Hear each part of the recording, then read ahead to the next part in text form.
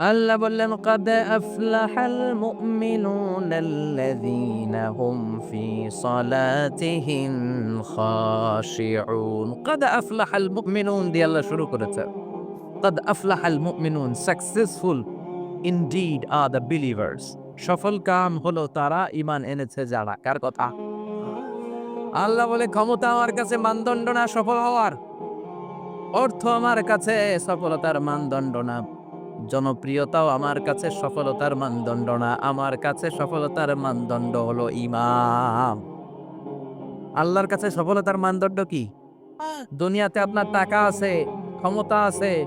আপনি বের হলে সামনে গাড়ি, পেছনে গাড়ি, সামনে পুলিশ, পেছনে পুলিশ, সামনে বডিগার্ড, পেছনে বডিগার্ড। কিন্তু আল্লাহর কাছে এই ক্ষমতার ৪ আনা দাম নাও থাকতে পারে। চিল্লায় কর ঠিক কিনা? আল্লাহ বলেন, ক্ষমতা আমার কাছে সফলতার মানদণ্ড না। অর্থ আমার কাছে সফলতার মানদণ্ড না। জনপ্রিয়তা আমার কাছে সফলতার মানদণ্ড না। আমি আল্লাহর কাছে সফলতার মানদণ্ড হলো ঈমান। আল্লাহর কাছে সফলতার মানদণ্ড কি? ঈমান যদি না থাকে তার কোনো দাম in the day of judgement আল্লাহর কাছে আছে? চিল্লায় বলেন আছে? সেজন্য আল্লাহ বললেন, "ক্বাদ আফলাহাল মুমিনুনাল্লাযীনা হুম ফি সালাতিহিম খাশিউন।" এই দুনিয়া এবং আখিরাতে সফল হয়েছে তারা, আল্লাহর উপর ঈমান এনেছে যারা। ঠিক কি না? সফল হয়েছে কারা? ঈমান এনেছে যারা। চিল্লায়ে উত্তর দেন, সফল হয়েছে কারা? নাকি যাদের টাকা বেশি এরা সফল? ক্ষমতা বেশি এরা সফল? এক নামে সারা বিশ্ব চিনে, সেলিব্রিটি এরা সফল? সফল হচ্ছে ঈমানদার। আমরা সেই ঈমানদার গোষ্ঠীর মানুষ। আমরা সেই ঈমানের পথের সৈনিক। চিল্লায়ে বলেন ঠিক কি না? আল্লাহ বলল, "ক্বাদ আফলাহাল মুমিনুনাল্লাযীনা হুম ফি সালাতিহিম খাশিউন।" আমার কাছে সফলতার মানদণ্ড হলো ঈমান। আমার কাছে সফল হলো তারা, ঈমান এনেছে যারা। কিন্তু ঈমানটা আধা আধা মানলে হবে না, পুরাপুরি ঈমান থাকতে হবে। ঠিক কি না? কেউ যদি বলে কোরআনের আধা মানি না, মুমিন না কাফের? কেউ যদি বলে আমি এই সূরা মানি, ওই সূরা মানি না, মুমিন না কাফের? কেউ যদি বলে আমার যেইটা ভাল লাগে, আমার দলের জন্য যেইটা সুবিধা ওইটা মানি, আমার দলের জন্য যেইটা ঝামেলা ওইটা মানি না, এরকম আছে না নাই? মিষ্টি খাওয়ার সুন্নত মানে, মাইর খাওয়া যে সুন্নত মানে না, আছে না নাই? মিষ্টি মিষ্টি কথা মানে, ঝুঁকি নেওয়া যে সুন্নাত ওইটা মানে না, এরকম আছে না নাই? সুন্নাত নয় শুধু সুমধুর আলাপন, আর সুন্নাত হলো হুঙ্কার গর্জন। ঠিক কি না? সুন্নাতে শুধু নয় নির্জন ধ্যানে যাওয়া, আর সুন্নাত হলো পাথরের আঘাত খাওয়া।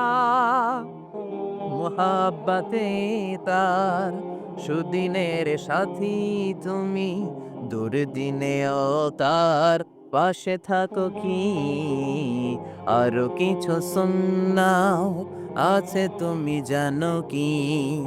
জানলেও জীবনে কখনো তা মানো কি? সুন্নাতে নয় শুধু দাওয়াতের মেহমান, সুন্নাতে নয় শুধু খাওয়া শেষে মধুপান। আরো কিছু সুন্নাত আছে তুমি জানো কি? জানলেও জীবনে কখনো তা মানো কি? চিল্লায় বলেন ঠিক কি না? তার মানে আল্লাহর কাছে সফলতার মানদণ্ড হলো ঈমান। কিন্তু সাধারণ ঈমান নয়, ঈমানটা হতে হবে পূর্ণাঙ্গ ঈমান। কিছু মানলাম না এমন করা যাবে? মানলে পুরোটাই মানতে হবে। কার কথা? চিল্লায় বলেন কথাটা কার? আবার আল্লাহ বললেন, ঈমান আনলে নির্ভেজাল ঈমান থাকতে হবে। ওই ঈমানের মধ্যে শিরক থাকলে হবে নাকি? কথা কোন? আল্লাহ বললেন, "ওয়াল্লাযীনা আমানু ওয়া লাম ইয়ালবিসু ঈমানাহুম বিযুলমিন উলাইকা লাহুমুল আমনু ওয়া হুম মুহতাদুন।" ঈমান আনার পরে ঈমানের সাথে যদি শিরকে তোমরা না মিলাও, তখন তোমাদের ঈমানটা নির্ভেজাল ঈমান হবে। তখন দুনিয়ার জীবনে তোমাদেরকে নিরাপত্তা দিবে কে? আবার হেদায়েত দিয়ে তোমাদেরকে ধন্য করবে কে? তার মানে ঈমান হতে হবে নির্ভেজাল। ঈমানের মধ্যে শিরক থাকলে হবে? কথা কন? আল্লাহ সব মাফ করে, শিরক মাফ করে? করে না। আপনি কিয়ামতের দিন পাহাড় পরিমাণ গুনাহ নিয়ে আল্লাহর সামনে হাজির হয়েছেন, কিন্তু এই গুনার মধ্যে শিরকের গুনাহ নাই। আল্লাহ বললেন, তাহলে আমি পাহাড় পরিমাণ দয়া নিয়ে তোর কাছে হাজির হয়ে যাব।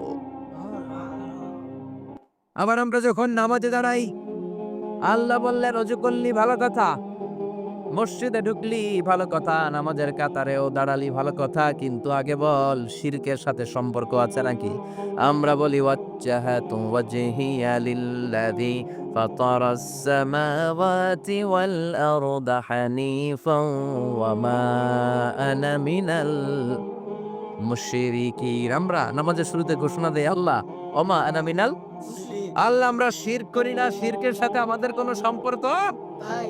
আবার যখন হজ করতে যাই, লক্ষ লক্ষ হাজি সাহেবান আরাফাতের ময়দানে কাঁদে, আল্লাহর কাছে ডাকে, আল্লাহরে ডাকতে থাকে। আল্লাহ বলে ডাকাডাকি পরে কর, হজ পরে কর, আগে বল শিরক করস নাকি? তখন সবাই ঘোষণা দেয় লাব্বাইক আল্লাহুম্মা লাব্বাইক, লাব্বাইক লা শারীকা লাকা লাব্বাইক। আল্লাহ আপনার সাথে শরীক করি না। এই ঘোষণা দেওয়ার পরে এরপরে হজ কবুল হয়, এরপরে সালাত কবুল হয়। তাহলে ঈমান হতে হলে এটা নির্ভেজাল ঈমান হতে হবে। ওই ঈমানের সাথে শিরকের কোনো ছোঁয়া, কোনো ছিটেফোঁটা সেখানে থাকতে পারবে। আল্লাহ বলে ঈমান যদি নির্ভেজাল হয় আর যদি ঈমানটা পাকাপোক্ত হয়, তাহলে তোমাদের সাহায্যের জন্য গায়েবী মদদ আমি পাঠিয়ে দেব। সুবহানাল্লাহ। ওয়ালা তাহিনু ওয়ালা তাহজানু ওয়া আনতুমুল আ'লাউনা ইন কুনতুম মুমিনিন। ভয় নাই, বিপদ নাই, চিন্তা নাই। ইমানদারের মতো যদি ইমানদার হও, ইমানটা যদি ওই রকম হয়, তাহলে কোনো চিন্তা নাই, আমি আল্লাহর সাহায্য তোমাদের সাথে আছে না নাই? নবীদের ইমান ছিল সেই রকম ইমান, ইমানের মতো ইমান, ঠিক কিনা? নবী মুসার মতো ইমান হলে রাস্তা হবে সাগর জলে। নবী ইউসুফের মতো ইমান হলে একে একে দরজা খুলে। নবী ইব্রাহিমের মতন ঈমান যদি আজও থাকে বিদ্যমান, অগ্নিকুণ্ডে দেখতে পাবে খুবসুরতে ফুলবাগান। সুবহানাল্লাহ পড়ে। এজন্য ঈমানের মতো ঈমান হলে সাহায্য পাঠাবে কে? আল্লাহ বললেন ওয়ালা তাহিনু ওয়ালা তাহজানু ওয়া আনতুমুল আ'লাউনা ইন কুনতুম মুমিনিন। ভয় পেও না, চিন্তা করো না, আল্লাহর সাহায্য আছে না নাই? বিপদ যত বেশি আসে, পরীক্ষা যত বেশি আসে, বিজয়ের পতাকা পতপত করে উড়ার সময়টা কাছে আসতে থাকে, ঠিক কি না? আকাশে যখন ঘুটঘুটে বেশি অন্ধকার দেখা যায়, প্রচন্ড অন্ধকারে যখন আকাশ একেবারে ছেয়ে যায়, রাত্রি যখন গভীর হয়ে যায়, সুবহে সাদিকের আলো আসার সময়টা কাছে আসতে থাকে, ঠিক কি না?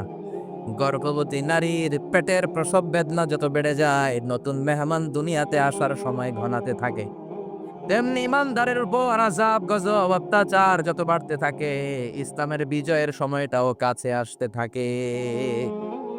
এজন্য ঈমান হতে হবে ঈমানদারের মতো, ঈমান হতে হবে পাক্কা ঈমান। চিল্লায় বলেন ঠিক কিনা?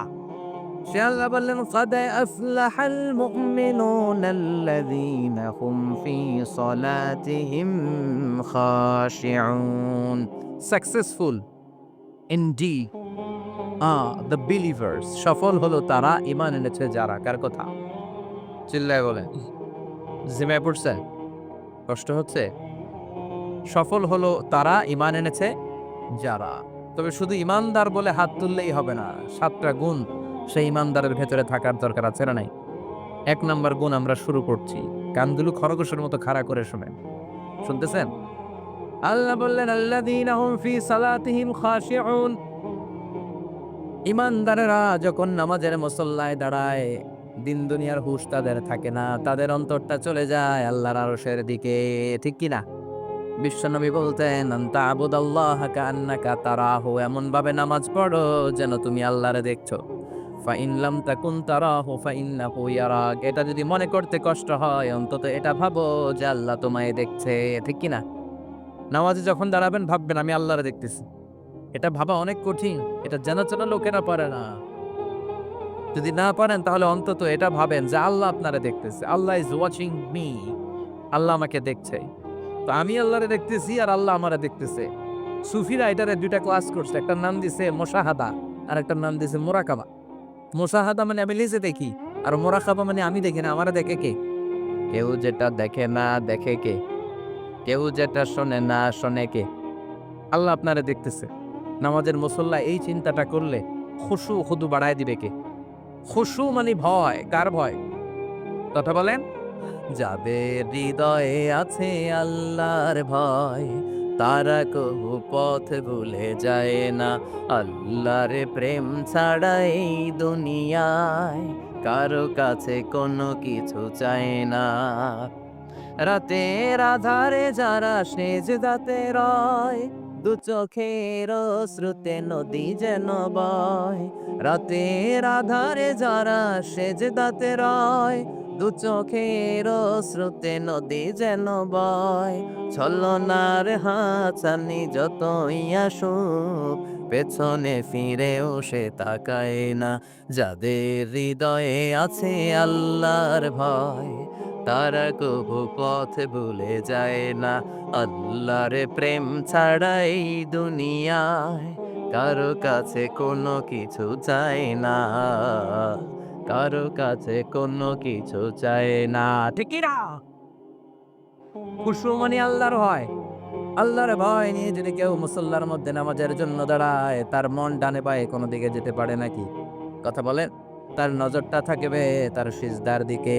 বান্দা যখন সিজদা থেকে নজর ডানে নেয়, আল্লাহ বলে, বান্দা ফিরে আয়। আবার যখন বাম দিকে নজর করে, আল্লাহ ডাক দিয়ে বলে, আকবিল ইয়া ইবাদি, আকবিল, ফিরে আয়। আবার যখন উপরের দিকে তাকায় বলে, ফিরে আয়। এরকম আছে না নাই? নামাজও পড়ে, এমনি নামাজও পড়ে, আবার এমনি চায়। নামাজও পড়ে আবার ঘরের দিকে চায়। আছে না নাই? না, আল্লাহ বলে, আকবিল, বান্দা ফিরে আয়, ফিরে আয়। তাকাবি তো সেজদার দিকে। ৩ বার নজর ডানে বায়ে যখন ঘোরানো হলো, ৩ বারও যখন নজর ফিরায় না, আল্লাহ তখন ডেকে বলে, লা হাজাতা লি লা সলাতিক, এই নামাজের কোনো দরকার আমার নাই। যে আল্লাহর জন্য ওযু করলেন, সময় দিলেন, এতক্ষণ ধরে নামাজ পড়লেন, ওই আল্লাহই যদি বলে তোর নামাজের দরকার নাই, তো গারে দিলেন নামাজ।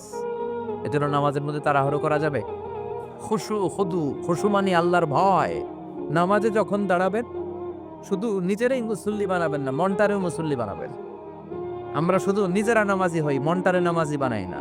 আমি ঠিকই আল্লাহু আকবার, মন চলে গেছে সৌদি আরব, মন চলে গেছে হিন্দি সিনেমার দিকে, মন চলে গেছে দোকানের দিকে, মন চলে গেছে ক্রিকেট খেলায়।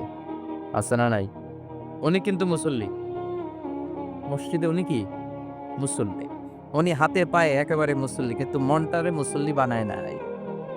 এজন্য মনটারেও নামাজি বানাতে হবে। আমরা বলি মনটারে কাজ দেন। মনটারে কখনো অলস বসে থাকতে দেয়া যায় না। আপনিও মুসল্লি হবেন, মনটারেও মুসল্লি বানাতে হবে। তা না হলে মন ডানে বায়ে ঘুরবে। মনের আরবি হচ্ছে কলব। কলব মানে যেটা নাড়াচাড়া করে। এটা এখন এদিকে, পরে ঢাকায়, এরপরে সৌদি আরব, এরপরে আমেরিকা। এটার পাসপোর্টও লাগে না, ভিসাও লাগে না। এটা খালি দৌড়ায়। ঠিক কি না? এজন্য মনটারে নামাজি বানানোর দরকার আছে না নাই? এজন্য আল্লাহ বললেন, কদ আফলাহাল মুমিনুনাল্লাযীনা হুম ফি সলাতিহিম খাশিউন। মুমিন বান্দাদের প্রথম গুণাবলী হলো, মুমিন বান্দারা যখন নামাজে পড়ে, মনটারে নিয়ে নামাজ পড়ে। নিজেও নামাজি, মনটাও নামাজি। ঠিক কি?